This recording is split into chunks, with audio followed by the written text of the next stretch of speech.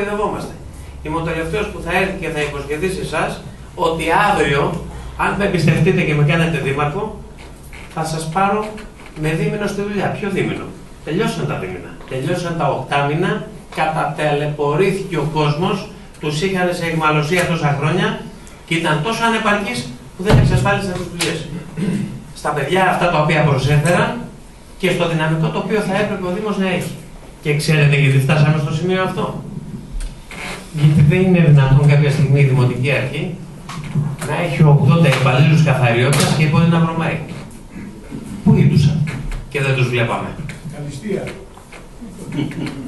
Λοιπόν, και βέβαια για να λειτουργήσει κάποια στιγμή, και το λέω με απόλυτο σεβασμό στους εργαζομένους, αλλά με μεγαλύτερο και τον απολυτότερο σεβασμό στους κατοίκους,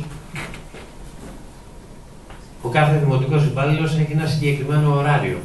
Όπως έχει και ο δημόσιος υπάλληλος, όπως έχει ο ελεύθερος επαγγελματίας, όπως έχει ο καθένας μας. Οι μόνοι που δεν έχουν ωράριο είναι οι συνταξιούχοι. Όλοι οι υπόλοιποι που εργάζονται πρέπει να κάνουν τη δουλειά τους. Η Δημοτική Αρχή έχει μεγάλο θέμα, η σημερινή, με την διοικητική της διάρθρωση. Θλίβομαι που το λέω, αλλά είναι η πραγματικότητα. Δεν είναι δυνατόν να πηγαίνει πολίτης να συναλλαχθεί με το ταμείο του Δήμου σε 9,5 ώρα και το ταμείο να είναι κλειστό. Ναι, αλλά αυτό πού οφείλεται? Μισό λεπτάκι θα σας εξηγήσω. Δεν είναι δυνατόν να πηγαίνει κάποιος στο πρωτόκολλο και να βρίσκει κανένα. Δεν είναι δυνατόν να πηγαίνει δεξιά-αριστερά, αντιστοίχως να πηγαίνει κάτι. Και να ξέρετε και κάτι, όσο υπήρχαν τα παιδιά οι συμβασιούχοι, υπήρχε και λίγο φιλότιμο. Και υπήρχε και η προσδοκία ίσως της μονιμοποίησης. Αυτό οφείλεται καθαρά στη διοίκηση. Οφείλεται στο προσωπάκι, οφείλεται στον άνθρωπο που ενώ θα έπρεπε δεν εποπτεύει. Οφείλεται γενικότερα στο πολιτικό μασάζ. Πολιτικό μασάζ δεν ταιριάζει σε κανένα. Εκεί είναι τα πράγματα ξεκάθαρα. Μήπως δεν είσαι ποτέ απέναντι. Τους έχει πάρει ο Δήμος και δεν μπορεί να τους ελέγξει τους υπαλλήλους. Δεν κατάλαβα τι το είπατε. Λέω, μήπως τους έχουν πάρει με κομματικά κριτήρια και δεν μπορεί να τους ελέγξει ο Δήμος? Όχι. Αυτό το οποίο λέτε δεν ισχύει. Δεν ισχύει. Δεν ισχύει, θα σου πω εγώ. Συγγνώμη, όταν δουλεύω σε ένα εργοστάσιο, ο εργοστασιάρχης με ελέγχει. Ο Δήμος δεν μπορεί να ελέγξει το προσωπικό να δουλεύει. Ο εργοστασιάρχης έχει μια ανώνυμη εταιρεία. Ναι. Θέλει να είναι παραγωγικός. Γιατί μέσα από την παραγωγή αμείβεται ο ίδιος, συντηρείται η οικογένειά του, μεγαλουργεί και δημιουργεί και παράλληλα δίνει και πόνους στους υπαλλήλους. Και το Δήμο εγώ τον πληρώνω για να ελέγχει ο Δήμος. Με τη μόνη διαφορά ότι γι' αυτό η παθογένεια που προέκυψε μας έφτασε εδώ. Συμφωνούμε απόλυτα. Σας λέω πάρα πολύ απλά ότι την επόμενη μέρα αυτά θα ανήκουν στο παρελθόν. Η σχέση, να ξέρετε, του δημοτικού υπαλλήλου και του ερετού πρέπει να είναι κατεξοχήν σχέση συνεργασίας. Αλλά να έχει όμως βασικές αρχές.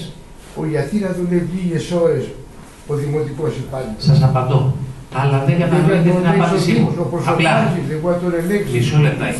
Μα δεν έχει τη διάθεση, σας λέω. Αυτό είναι. Γιατί να μην θέλει? Πήγαινε να ρωτήσετε τη διοίκηση. Στον Δήμαρχο. Τα παραπονάζουν στον Δήμαρχο, δεν λένε? Ναι, αλλά εγώ δεν είμαι Δήμαρχος. Και εγώ διεκδικώ το να γίνω Δήμαρχος. Εμένα θα με ρωτήσετε την επόμενη φορά. Εσείς το είπατε πριν, γι' αυτό τους απαντάω αυτά που λέγατε. Λοιπόν, απλά για να το ξεκαθαρίσουμε, το θέμα γενικότερα του προσωπικού του Δήμου μετά από την αναδιάρθρωση που πρέπει να προκύψει είναι αναγκαίο κακό, γιατί σήμερα είναι σε πλήρη διάλυση ο Δήμος, διοικητικά. Σε κάθε περίπτωση να ξέρετε ότι αυτά τα οποία συζητούμε τώρα την επόμενη μέρα θα προκύψουν. Φίλοι, σε κάθε περίπτωση, επίπεδο συνεργασίας, προφανώς, 2 λεπτάκια ολοκληρώνω, εξαιρετικές εργασιακές συνθήκες, όχι αυτές που σήμερα υπάρχουν, γιατί αυτό το πράγμα είναι ντροπή για τους υπαλλήλους, για τους δημότες, για την ιστορία αυτής της πόλης, για όλους μας. Αυτό το πράγμα δεν μπορεί γενικότερα να κρατήσει τον υπάλληλο μέσα έτσι όπως είναι διαμορφωμένο. Είναι ένα πράγμα αποθητικό. Καταρχήν δεν μπορεί ο δημότης να δει τον υπάλληλο στο δημότη. Το δεύτερο είναι κάτι το οποίο εμένα με απασχολεί. Πρέπει ο δημότης να έχει επαφή με τον υπάλληλο και ο υπάλληλος αντιστρόφως και αντιστοίχως με τον δημότη. Και αυτά να ξέρετε ότι θα προκύψουν. Η καλή συνεργασία ευθύς εξ αρχής σίγουρα είναι προς όφελος του πολίτη και προς όφελος του εργαζομένου. Έλα, Χριστό.